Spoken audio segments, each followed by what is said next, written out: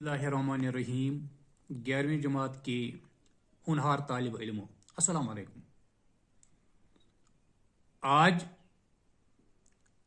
मेरा मौजू है अल्लामा इकबाल का गज़ल नंबर 1, उसकी तशरीह हो जाएगी। गज़ल इस तरह है, आप अपनी किताब का सफ़ा नंबर 128 निकालिए और गज़ल सुनिए। दिले सोच से खाली है, निगाह पाक नहीं है। फिर इसमें अजब क्या कि तू बेबाक नहीं है ज़ौक़े तजल्ली भी इसी खाक में पिन्हा। गाफिल तू निरा साहिब अदराक नहीं है। वो आँख के है सरमे अफरंग से रोशन, परकार वो सखन साज है नमनाक नहीं है। क्या सोफी वो मुला को खबर मेरे जुनून की, उनका सिरे दामन भी अभी चाक नहीं है। कब तक रहे माकूमी अंजुम में मेरी खाक, या मैं नहीं या गर्दिश अफलाक नहीं है। बिजली हूं नजर को वो बियाबान पे है मेरे लिए शायान खस्व खाशाक नहीं है।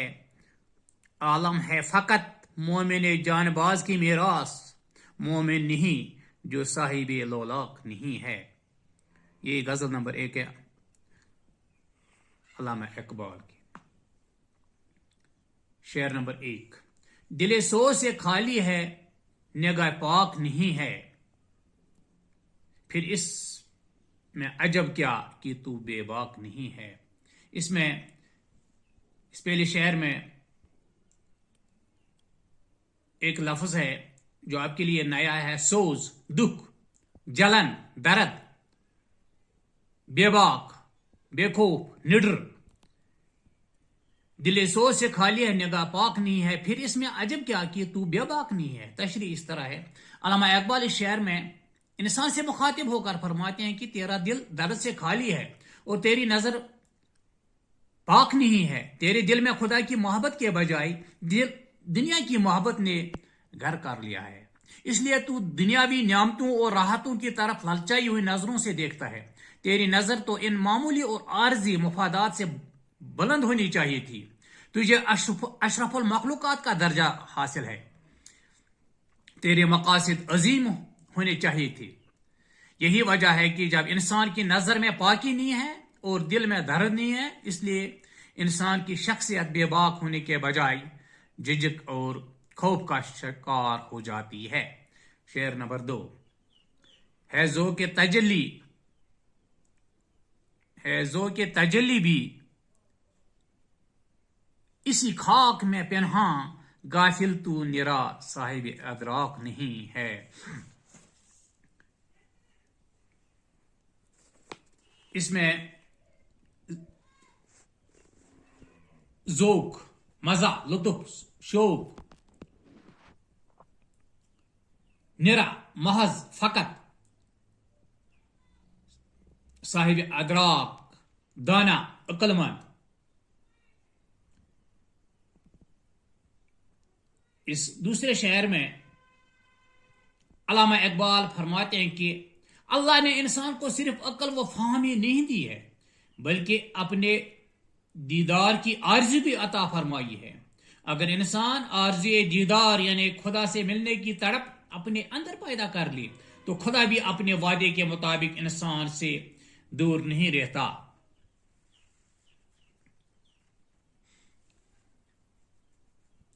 शेर नंबर 3,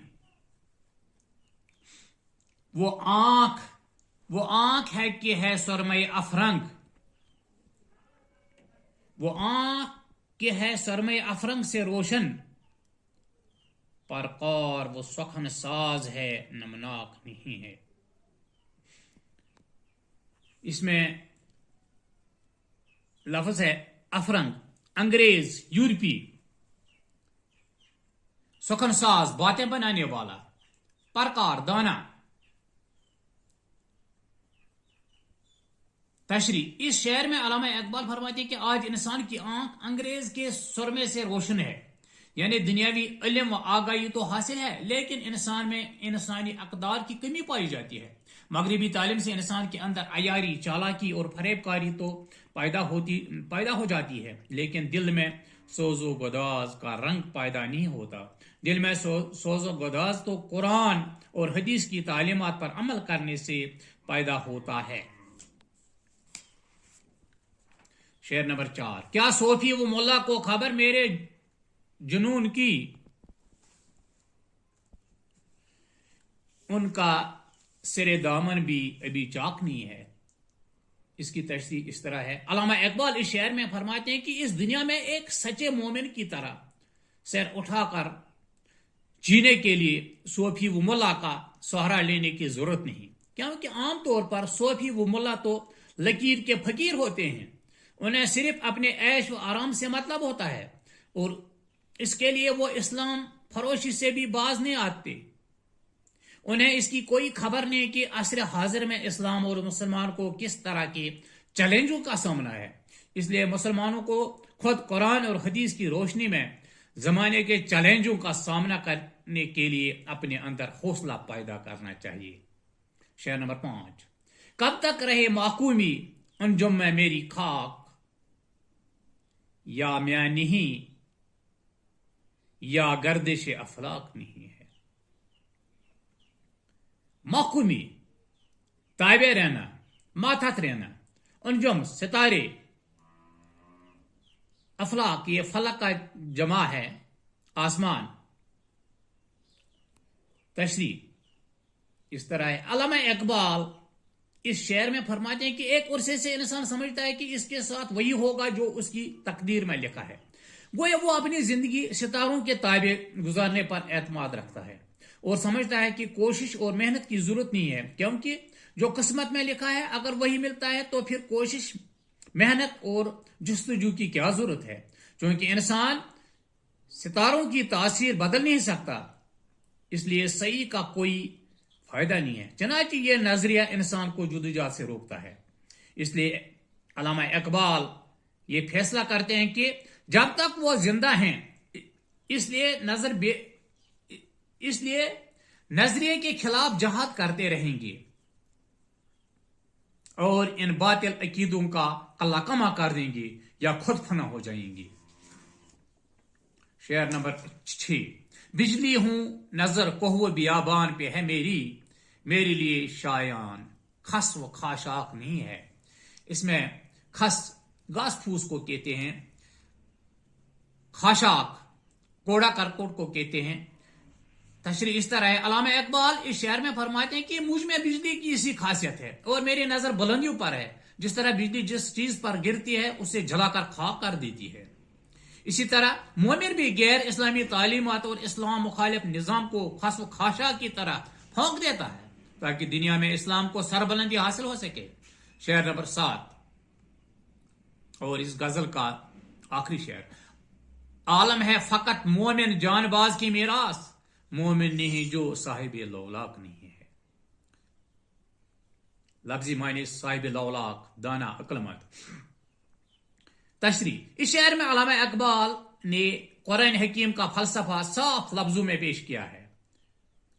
لولاک کی بہت بلیغ ترکیب استعمال کی ہے۔ لولاک سے حضرت محمد صلی اللہ علیہ وسلم کی ذات مراد ہے، یعنی اللہ نے حضرت محمد صلی اللہ علیہ وسلم سے ارشاد فرمایا کہ اگر تو نہ ہوتا تو میں کائنات کو پیدا نہ کرتا۔ دوسرے لفظوں میں خدا نے اس کارخانہ عالم کو حضور اقدس تصدق میں پیدا کیا ہے، حضور اقدس کے تصدق میں پیدا کیا ہے۔ اس لیے صاحب لولاک سے مراد حضرت محمد صلی اللہ علیہ وسلم کا غلام۔ اشعار کا پہلا مصرع قرآن پاک کی اس آیت سے ماخوذ ہے۔ اس کا مفہوم ہے زمین کے وارث میرے صالح بندے ہوں گے۔ شعر کے معنی یہ ہیں کہ یہ دنیا صرف جان باز مومن کی میراث ہے اور مومن وہ ہے جو حضور صلی اللہ علیہ وسلم کی غلامی اختیار کر کے خدا کی زمین کا وارث بن سکے۔ اس طرح سے علامہ اقبال کی پہلی غزل مکمل ہو جاتی ہے۔ میرا موضوع بھی اسی پر ختم ہو جاتا ہے. خدا حافظ.